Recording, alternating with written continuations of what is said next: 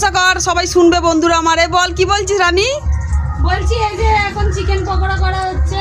পাও কি সুন্দর দেখতে।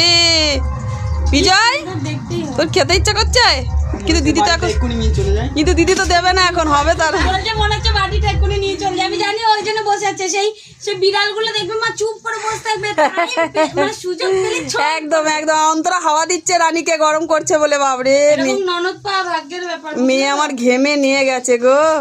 আবার পাকাতে হাঁপিয়ে গেলে আবার ফু দিচ্ছে ঘাড়ের কাছে। অন্তরা বলতে চাইছে 2 পিস যেন বেশি পাই, সেটা বলতে পারছে না, মনে মনে ভাবছে, তাই তো? কিন্তু তোকে তো আমি 2 পিস বেশি দেবো না, গুনে গুনে তো দেবো। তাই হবে নাকি? রানী শিবায়ের পরে এলে একদিন এরকম পকোড়া ভাজবি, হ্যাঁ? ঠিক আছে। এটাকে কি পকোড়া বলে রে? চিকেন পকোড়া।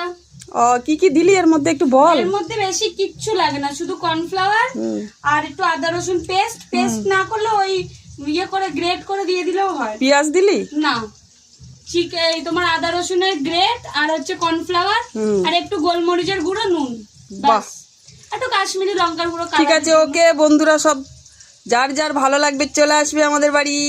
টাটা।